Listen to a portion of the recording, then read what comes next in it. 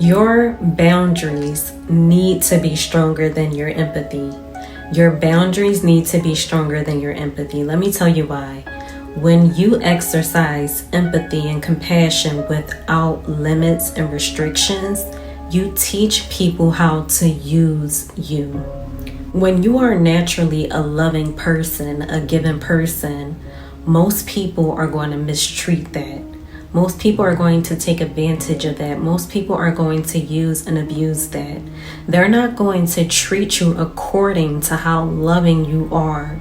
They're going to treat you according to how usable you are. If you are still awakening to the true nature of people, understand that people are going to continuously treat you according to what you allow, according to how you allow. When your compassion lacks boundaries and consequences, certain people will subconsciously learn that you will forgive them without change. You will help them without reciprocity. You will remain available to them and for them even after they have repeatedly disrespected you, and that you will carry responsibilities that belong to them. Your empathy allows you to understand their pain, while your boundaries protect you while also teaching you how you should be responding to their behavior. Secondly, constantly rescuing people interferes with their lessons. If God didn't tell you to show up, if God didn't tell you to interfere, if God didn't tell you to intervene, then step aside. Step aside and allow nature to happen. Allow God to do what God is trying to do in that person's life.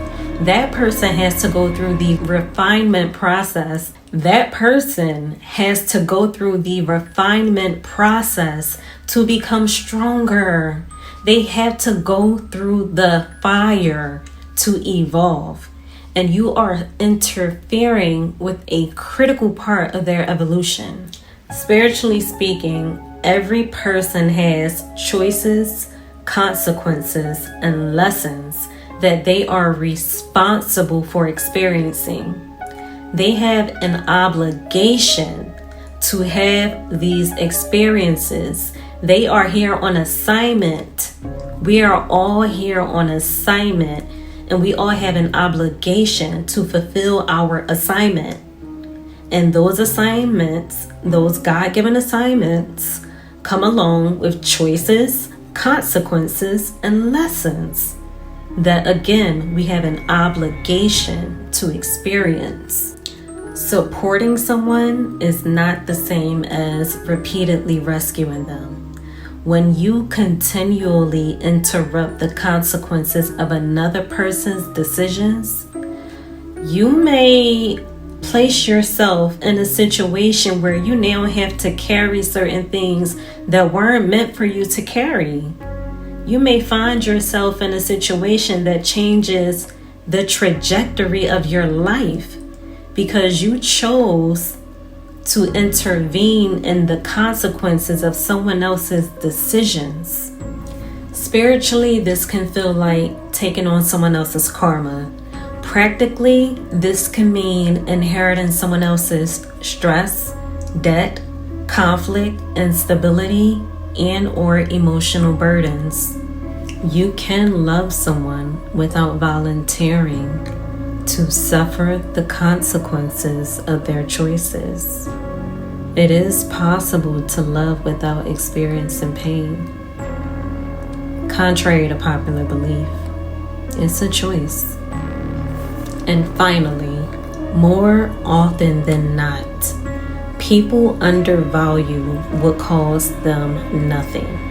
Not only do people often undervalue what is given to them for free, they also do not respect nor appreciate what they don't have to work for. More often than not, most people will not appreciate nor respect what they do not themselves have to work for. When you constantly provide the solution, the sacrifice, and the second chance, the other person has no meaningful investment in the outcome. They received the relief but did not develop the discipline.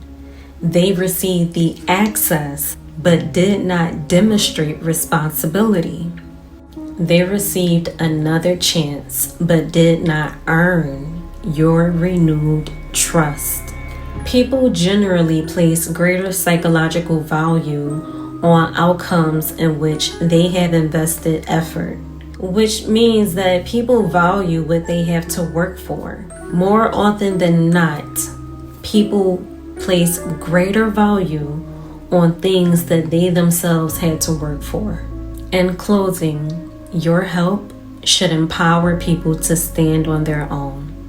It should not condition them to remain dependent upon you. Before you intervene in someone else's karma, consequences, or life lesson, ask yourself, was I asked to help? Will my help empower them or enable them? And what will helping them cost me spiritually, financially, and emotionally? You are allowed to care without carrying. You are allowed to understand without agreeing. You are allowed to forgive without reopening the door. Your heart can remain soft while your standards remain unmovable. Comment boundaries if you are done abandoning yourself to rescue everyone else. And remember, while compassion may inspire you to open the door, your discernment will help you to decide who is allowed to enter.